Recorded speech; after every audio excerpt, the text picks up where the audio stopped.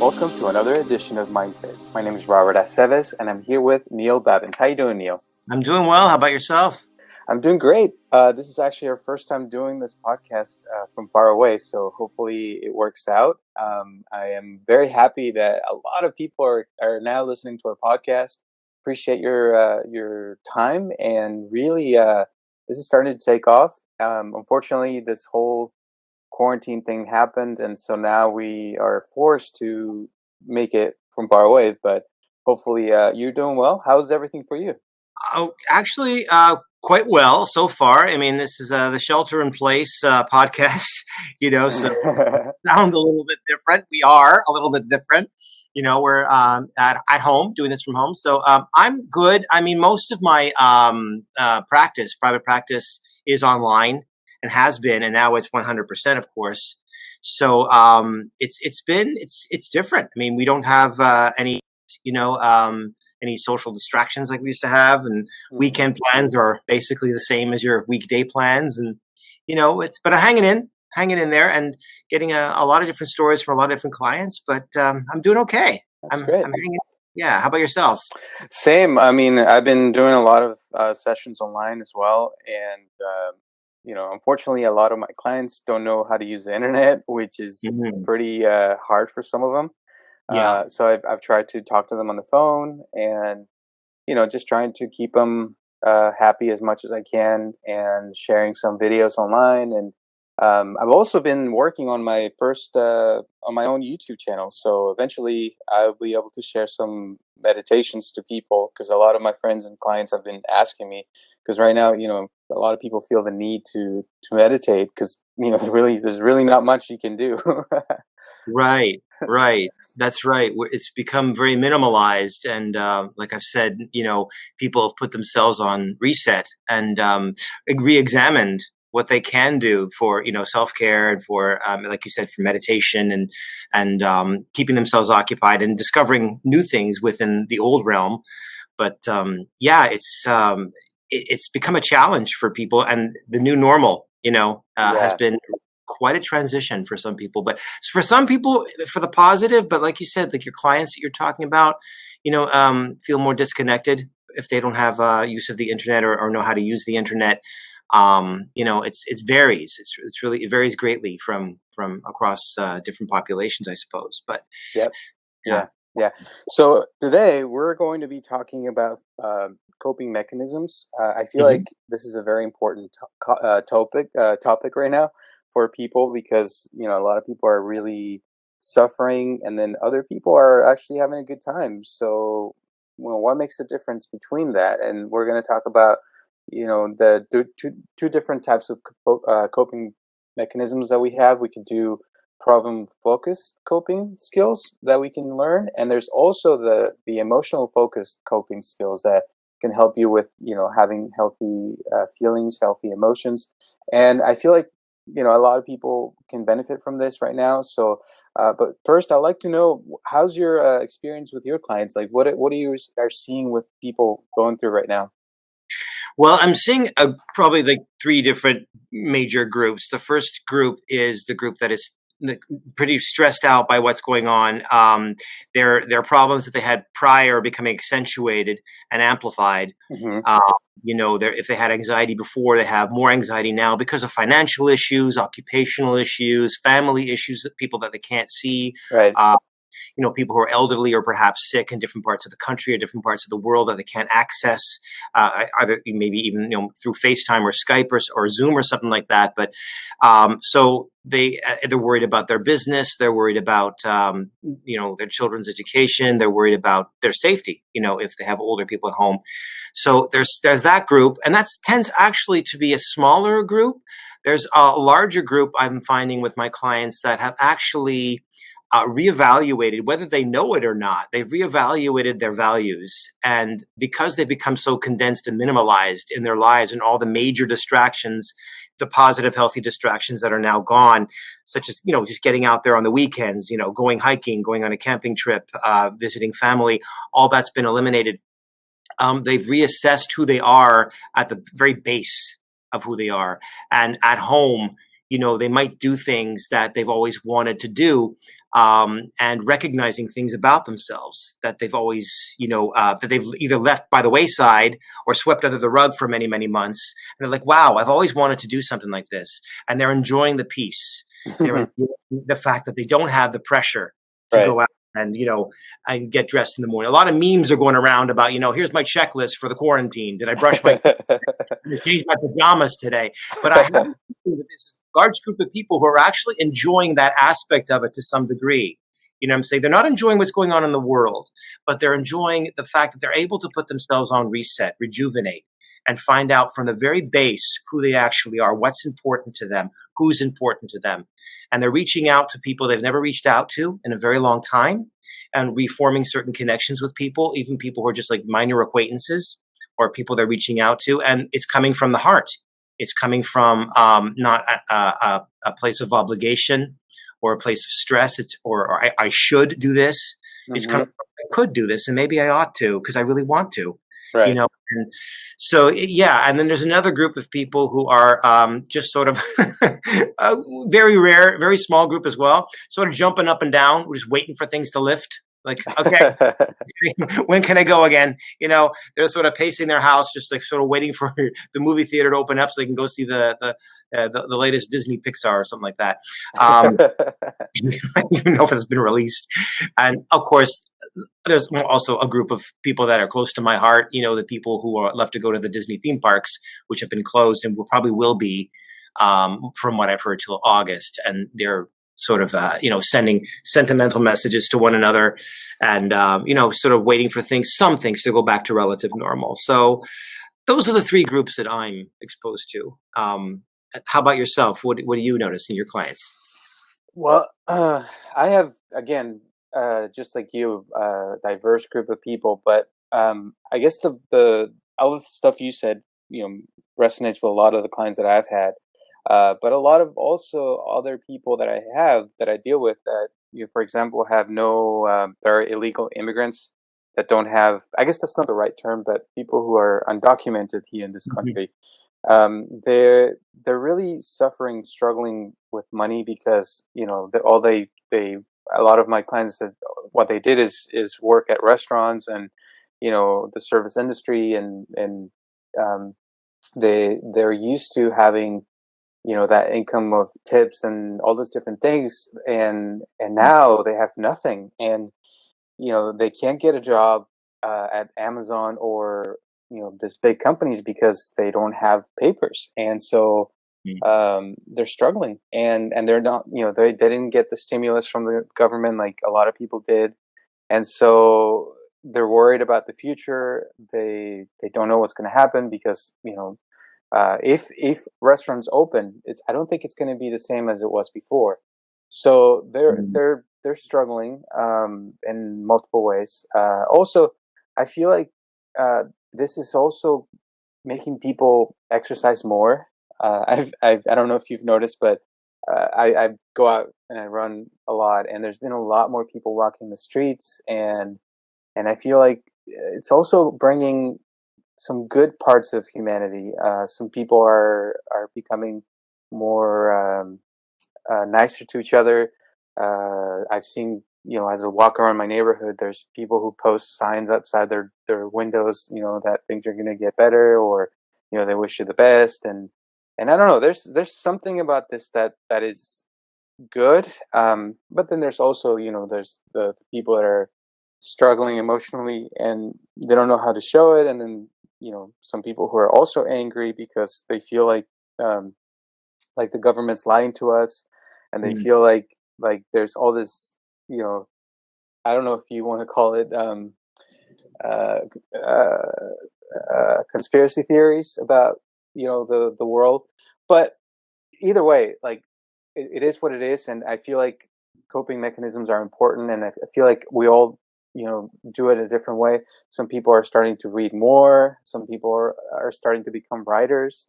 uh I love to clean my house, for example. My house is very clean right now, so so Yeah. it depends. I think we'll do things differently, but what are some of the coping mechanisms that you've seen people do? Well, like you said, people are finding more creative ways to get exercise, and are finding more ways to be kinder to one another. The citizenry, is really expanding upon itself. I mean, I go running as well. Sometimes I run in the evening because that's when I have time to do it. And when there's somebody walking the dog, I just automatically get off the sidewalk and go onto the street near the cars, and we sort of wave to each other or nod to each other in understanding. So there's that. Reaching out to your fellow citizen is something that's Hmm. happening a lot. Just if it's your neighbor you've never even nodded to, you're nodding to them now. Because we all have a certain understanding. We're all collaboratively in this together. Somebody Right. wrote a brilliant meme on social media. They said to remember this, and it's kind of like what you brought up about your population. The that you work with, the undocumented and whatnot, the disenfranchised. Someone said, "We're not in the same boat. We're all in the same storm." Because Right. there are many different boats on the ocean, and some of us are in a more comfortable boat, right? More like a cruise ship waiting Hmm. to dock, and some of us are on a fishing boat that's leaking. So we're not on the same boat; we're in the same storm. So citizenry is improving. So reaching out to people in smallest of ways, the Yeah. smallest of even a thumbs up to somebody or a like on their status that you normally. I'm getting likes on my status from people I forgot they were my friends on Facebook. You know, what did I write that was so brilliant? Probably not. Right now, we're reaching out to each other in unprecedented ways because it's an unprecedented situation. So the Yes. small things, I think coping mechanisms boils down to the small things. When it comes to exercise, for example, the gyms are closed. So Hmm. some people have, the machines in their house. Great, you're in a different boat. Some people don't have those in their house, so they got to go out and learn how to run. But some people can't run on the concrete because that hurts some people, it can be very straining. So what Yeah. do I do? Walk around the block, do power walking, deep breathing. Maybe there are certain hikes that are still available if they're safe. Yeah. Um, you know, Learning how to do push-ups, sit-ups, watching YouTube channels that teach you how to exercise at home. Things that Yeah. people never dreamed of, and they're discovering things from this. They're like, "Wow, I want a YouTube channel now," and they're, what I'm saying. So enjoy it. I mean, I know you don't enjoy the situation in the macro sense, but in the micro sense, enjoy what's right in front of you, because it's forcing you to be creative, right? It's Hmm. forcing you to look for things you never would have looked for before. It's forcing you to check under the rug, both to clean it and to see what's under there.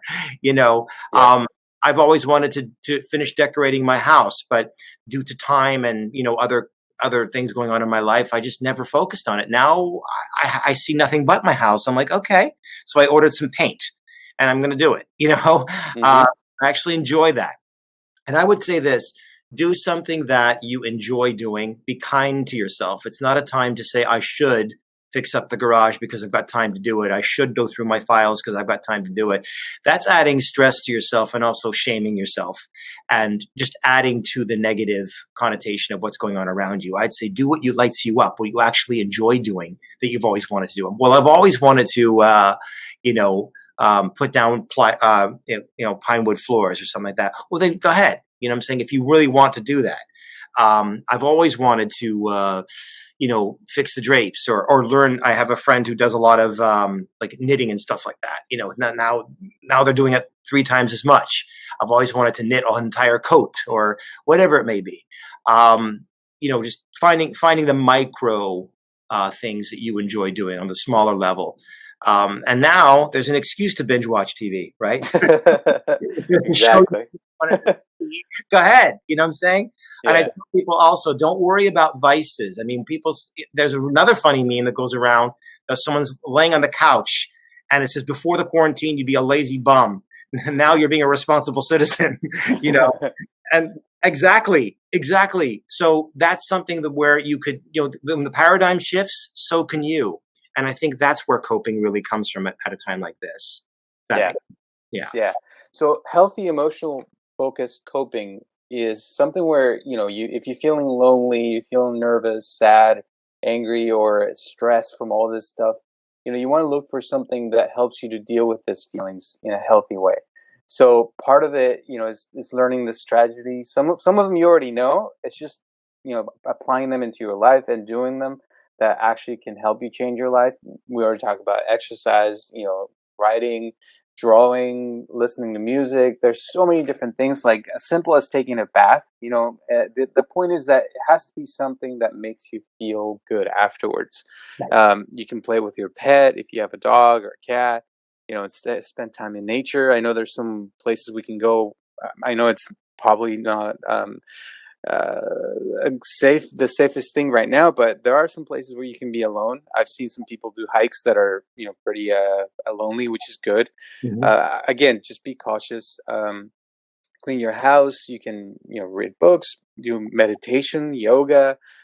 You can also use aromatherapy, play games with your family, with your kids, and if you're alone, you can play games with other friends. There's a website that I've been using a lot. It's called Mhm. tabletopia.com, and you can literally play games like board games with other people in other places online, and it's like a virtual table where you put the game, and then you can move the cards and the things, and it's really cool because it's just like being with someone, but you're really just doing it online. So there are a lot of ways to do it. I know a lot of people, a lot of my clients are praying a lot more lately.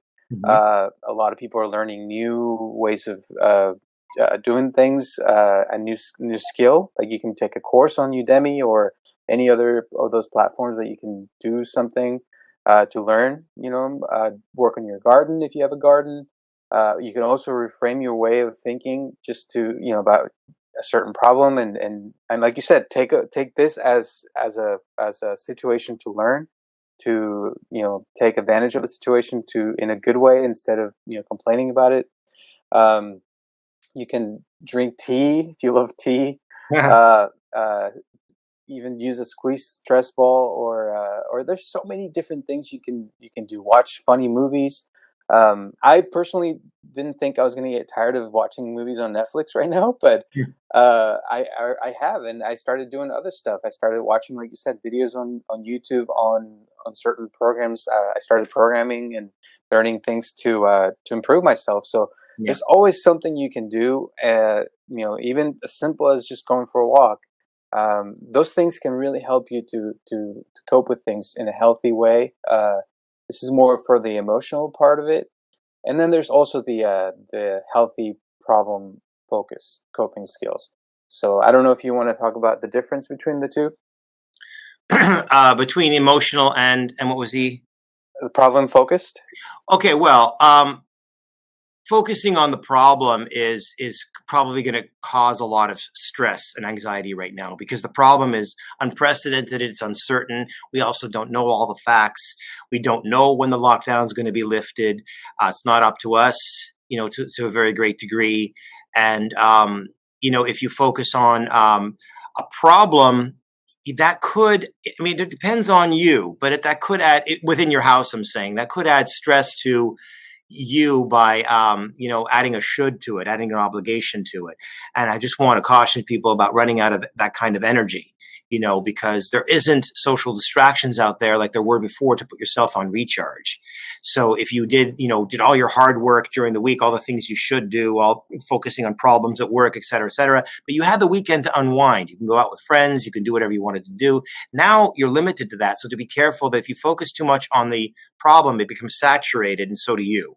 So focusing on solutions is more like along the lines of what you were saying just earlier, Robert, that, enjoying things that you thought you might always enjoy, or because you don't have the same level of distraction out there, it allows your mind to sort of wander and creatively and with curiosity say, something, this garden is huge. I've always wondered what it was like when my friends planted tea leaves or planted their own basil or oregano or planted their own fruits and vegetables.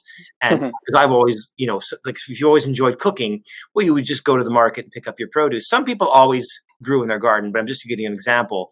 Looking around you and something you've always either thought about trying, but sort of said, nah, I don't have the time. I'm not really interested in that. But now that you have the time, and you're don't have the same distractions as before, you might find yourself kind of lit up and saying, "Oh, I'll give it a shot."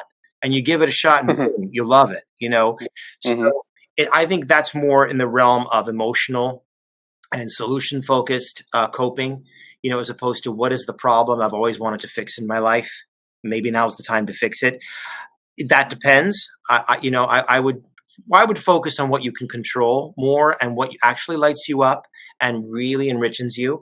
And from Hmm. that enriched experience, you may notice a lot of your old quote problems diminishing. Because I have a large group, like I said, of clients and people that I talk to who are just finding this happening anyway. What was a problem for them before, so almost became erased in their mind. Couples who used to argue a lot, they said the opposite would happen, that the quarantine would cause people to get at each other's throats. I'm not noticing that Hmm. most of my couples work. I'm noticing sometimes, but very rarely. I'm actually noticing the opposite. That what was so important before, it's not that it's not important anymore. It's just that there's no energy for it. So Hmm. they have to focus on the here and now. And that's the whole idea of getting people to reconnect anyway. So focus on the here and now. Focus on things that, fleeting thoughts that you might have. I wonder what it'll be like to actually take up that hobby or this, or actually learn how to make videos online. All my friends have done that. I've never done that. Let me try it. Boom, you might find yourself really good at it, or just really getting a kick out of it.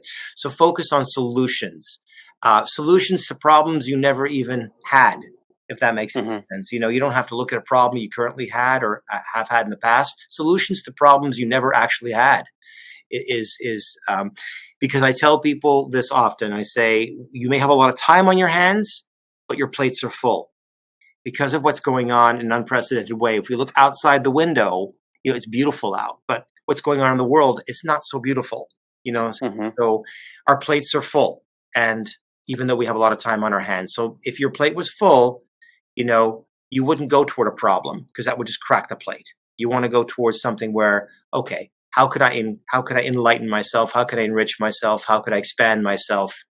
How could I increase my level of just basic joy? And I think that's where it's at, personally. Yeah. Yeah. Yeah. Yeah. I agree, and so there are some problems like you mentioned that we can't. There's nothing we can't do about, like, right now with the quarantine. We can't leave our houses, and certain things we have to do. And even when this ends, I think there's still going to be a lot of changes and a lot of things we have to do. So we have to learn to deal with this in a healthy way. For example, yesterday I went to a bakery and I was trying to buy some bread, and it's just a bakery that's near my house, and I walk by there all the time. But yesterday they didn't let me in because I wasn't wearing a mask. Wow. And those types of things are going to start to happen. Yeah. Yeah. you know, and it's just crazy how that works. But what I was going to mention about the healthy problem focus part also is, if you know that you have a problem, or some kind of stress that's being caused by a problem, there are also other ways you can deal with that in a healthy way. So, for example, work on managing your time better. Like right now, I feel like I wake up late, and then before I know it, it's already nighttime, and I'm like, oh, I felt like I didn't do anything today. So, having a schedule, even though right now we're just at home, try to figure out a way to keep yourself busy as if you were working. So you're not wasting your time in some ways, and that will make you feel better. Also, if there are people that are causing you stress, or if you're watching the news all the time, I know people that stopped watching the news because it was just so depressing to Yeah. watch, how many people died today and all this stuff that's happening in the world, and just focus on things that are making you feel better, like we mentioned Yeah. earlier. Um, Also, if you need help, ask for help. It's a good time to ask for help. That's another good, healthy problem focused strategy, is to call a friend, to look for professional support, to reach out to some company, or like a lot of my clients that are undocumented. I've told them to call foundations, and I've actually looked them up myself, and there are multiple funds that are helping these people to survive this time, and they give food, and I have a couple of clients who've been gotten rent money for this month, and things like that. And if worse comes to worse, if you have to walk away from a situation, then just walk away. I wish we could walk away from this one, but we really Hmm. can't, because it really is a hard thing to Yeah. do. But that's one thing that you can do in some cases. Also, um, if you want to write a list of things to do during this quarantine, things that, I'm sure a lot of people have already done that, but that's another way to put that down on paper, the ideas in your mind, to clear yourself up, and that helps you to clear, to tackle problems head on, to know what you need to do in order to eliminate it. And so I feel like that's a good thing to do. I don't know what you think about that. Absolutely. I think that if you have a list of things that that where you can get support, like I like what you said about that, where people can get support, but support of all kinds, because mental health. I mean, I'm getting more requests now than ever before. I'm busier than I've ever been, so reaching out for any kind of support that you might need in terms of either financial or social support or mental health, anything like that, and things that you need to tackle. Yeah, make a list of things that are the most important that you need help with. Like you said, some people don't know how to use the internet, but children can't go to school, so they have to do it online. So online Mm-hmm. courses and whatnot. And I also like what you said about we don't know what the new normal is, the relative normal, when the lockdown begins to lift, what the world's going to look like, you know how we're going Mm-hmm. to adjust to Yeah. that. So it is kind of good that we're putting ourselves on reset, because we may have to wear masks for a while in public places. We may have to, I've heard, get our temperature taken before we go into certain places where there are mass crowds. We may have to make reservations for large gatherings, because they may have to limit how many people are allowed inside and how far apart we sit. I mean, things may change going, as we come out of this. So it's important to work on ourselves now, so we can put ourselves on a new paradigm, so we could walk into a new paradigm, basically, when everything is. Yeah. Yeah. And I yeah, totally agree. Totally yeah, agree. yeah. And it's a lot to get used to. I mean, and I think that's what I mean by a full plate. It's not Mm-hmm. just that we're being asked to stay at home, the stay-at-home order. That's hard for a lot of people, and I totally get that. But at the same time, what's really hard is we don't know what the world's going to look like when we go back out there again. You know, you Yeah. know, Yeah. and that could be more stressful, because people might be expecting, in a small way, if not in a large way, that it'll go back to exactly the way it was before. And I don't know that that's true. And I don't think any of us really do. So, and I agree with you also what you said about the news. Be informed, just don't be saturated with it. You know what I'm saying? Know what Mm. you know, Right. get the facts, and then go do something else, because if you just sit there and watch CNN all day long, or any of the stations all day long, it's just going to, increase your level of anxiety at a certain point, because nobody really knows. It's all speculation. And even if it's not speculation, get the facts of what you need to know, process it, and then move on with your day. Because there's not much more that you can do except just watch and wonder. And why wonder that much? Because we're all going to find out the same thing eventually, right? When when it lives, we Yeah. have the same world to walk out into. So we'll all find out together. So, what you said Yeah. about support, Yeah. find foundations or whatnot where you can get the support that you need. If it's food, if it's supplies, if it's financial help, other than what the government is able to do, social support. There are Zoom platforms going haywire. Like there's Zoom platforms for everything now, from business to mental health to yoga groups to everything. So investigate. And if you need a job, I mean, I know you said about there's the undocumented group is one thing, but I mean, if you need a job, I know Amazon and the grocery stores, they're always advertising, because they're the new first responders. You know, Yeah. you can Yeah. call them. You guys are the new first responders. Thank you so much for what you do. Um, yeah. Totally. Totally. So Yeah, and there are also, I tell you, there are going to be a lot of divorces after this. I I've heard that that's going to be a statistic that's going up. So keep in mind, right now, like you mentioned, everybody's going through this, and it's happening all over the world. So no matter where you're at, people are going through this. So some people may be taking it harsher than others. Some people may be thriving on this. There's going to be a lot of reset and repatterning for everybody, for the whole world. And so there may be a lot of good things that come out of this. There may also be some bad things that are happening. But ultimately it's up to us. So we have to, work on ourselves, keep ourselves sane and healthy, and try to, like I said, mention work on this coping mechanism so that you can, make it through this whole thing, because it could last a year, who Yeah. knows? So we got to keep ourselves healthy no matter what, and so do whatever it takes for you. Any last words before we end this podcast? No, I would just say take care of yourselves, take care of each other, and just keep in mind that there are so many things directly around you that could enrich your life in the Hmm. moments. Live in the moment, live in the here and now. We've been saying this for a long time, becoming in the mindfulness movement. Live in the here and now. This is your opportunity to do exactly that. So, cherish the time that you have, and see it as a rest, see it as a reset, not as prison sentence, and we're all in this together. So hang in there, because we will get through this.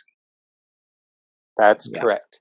Thank you so much for your time, Neil, and we will see you next week. Thank you for listening as well. For all of you that are now listening to us, thank you, thank you, thank you. I know we have people that are listening to us in India. Thank you for those people. People in Europe, thank you as well. South America, really, really thank you for this. Some people have already started donating us. Thank you, thank you, thank you for your donations. We really appreciate that. And we'll continue to make this podcast every week. If you have any thoughts, if you think, tell us what you think. Maybe we missed some of this coping mechanisms. Maybe you have a special one that we would love to hear about. Let us know. Also, if you have any topics or things you like for us to talk about, let us know as well, and we will definitely talk about that. We already have a couple of people who've sent us some suggestions that we're working on, so thank you for that. And we will see you next Tuesday. Oh, I forgot. We also have our YouTube channel now for people. If you want to go into YouTube, I've actually started posting these podcasts on there, so you can listen to them on YouTube as well. Again, there are some people who know how to use YouTube better than all the other platforms. So if you know someone and you want to share the videos, just go look for MindFit Podcast on YouTube, and you'll find us there. So thank you so much, and we'll All see you right. next See you week. next week.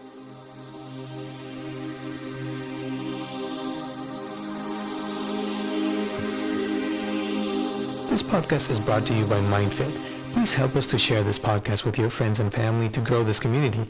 And if you'd like to donate to this podcast, or if you'd like to share your comments, questions, or concerns, send them to mindfitpodcast@gmail.com, or you can call us directly at 714-328-4661.